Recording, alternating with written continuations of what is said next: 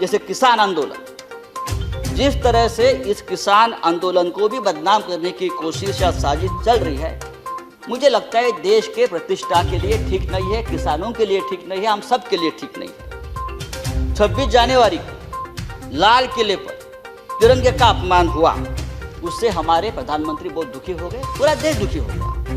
लेकिन लाल किले पर तिरंगे का अपमान करने वाला जो कोई दीप सिद्धू है, वो कौन है, किसका आदमी है, उस बारे में तो आप नहीं बता दे। वो किसका आदमी है, उसको किसने ताकत दी है, ये सिद्धू अब तक पकड़ा नहीं गया। लेकिन 200 से ज्यादा किसान इस प्रकरण में तिहाड़ जेल में बंद है और उनके ऊपर देशद्रोह का मुकदमा चल रहा है। अर्नब गोस्वामी, जिसके वजह से एक निरपराध व्यक्ति महाराष्ट्र में जिसने आत्महत्या की, कंगना रनावत, ये देश प्रेमी है, राष्ट्रीय नेशनल सिक्योरिटी ऑफिशियल सीक्रेट संदर्भात, उस संदर्भ में उसने जो सामने लाया है पूरा ऑफिशियल सीक्रेट तोड़ दिया हमारा। बालाकोट स्ट्राइक के बारे में पहले से ही जानकारी सबको बता दी। हाँ, वो आपके शरण में है, उसको आपका प्रोटेक्शन है।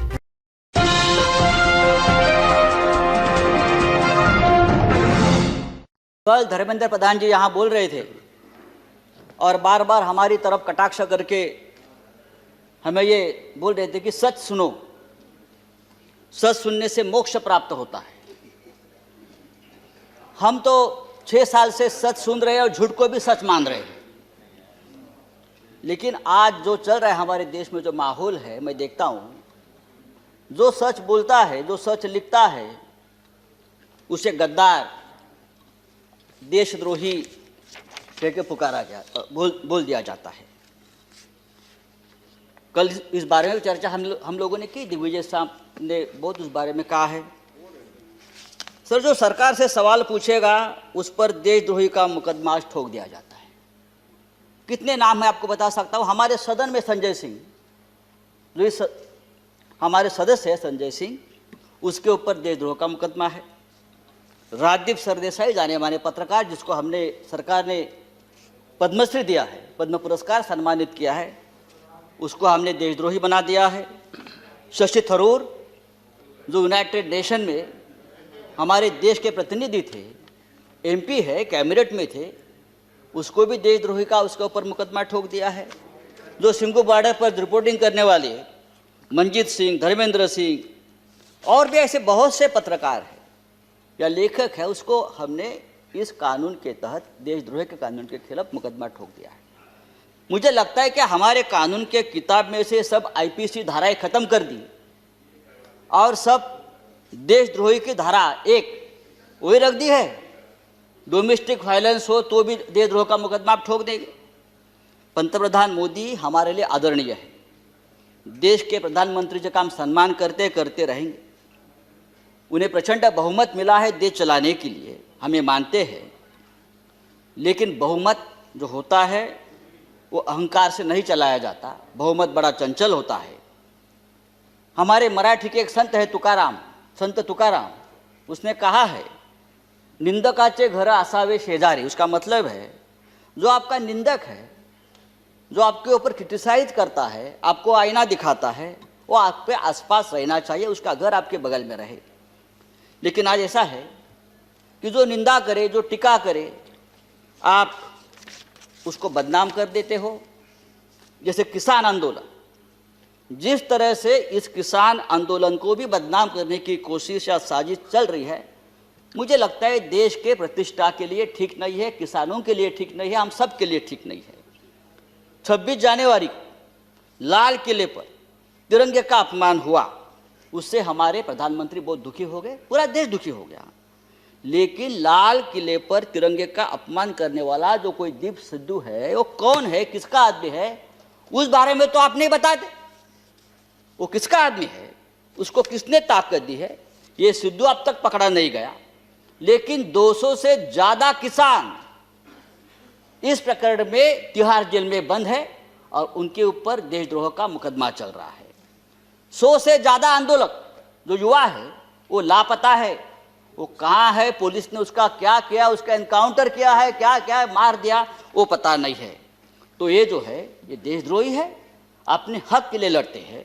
लेकिन देश प्रेमी कौन है हमारे देश में?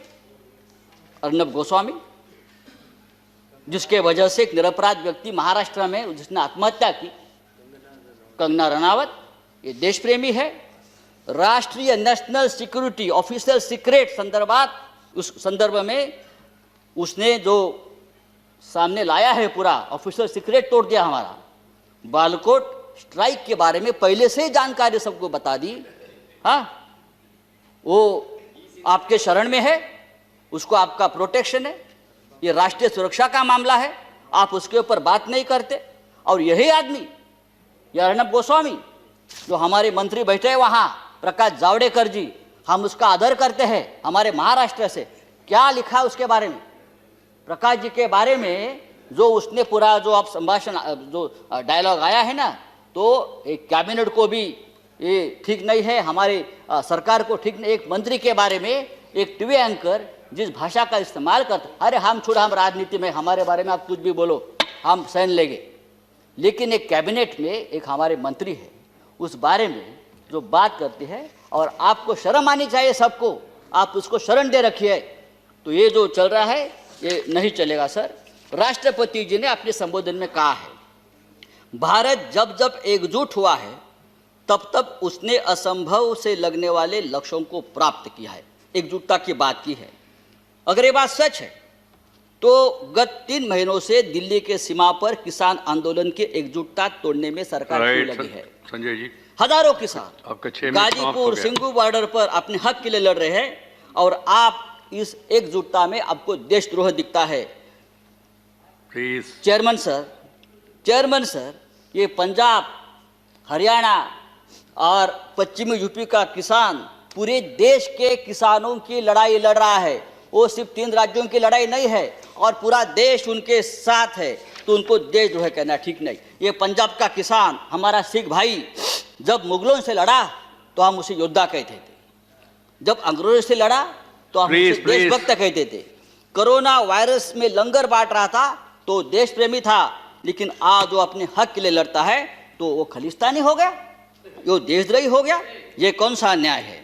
आप उसको रोकने के लिए बॉर्डर पर किले ठोकते हो, हाँ, वो बड़े बड़े बैरिकेड्स करते हो।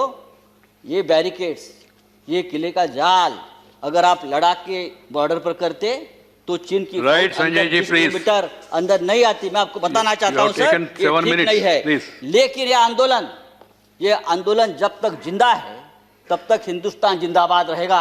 ये आंदोलन ही हमारी ताकत है, ये देश की ताकत है। Thank you very much. 3 कृषि कानून, श्री रामदास अठवले, श्री रामदास अठवले, ये 3 कृषि कानून के बारे में नहीं, मैं क्या करूं? आप बाकी राइट, राइट,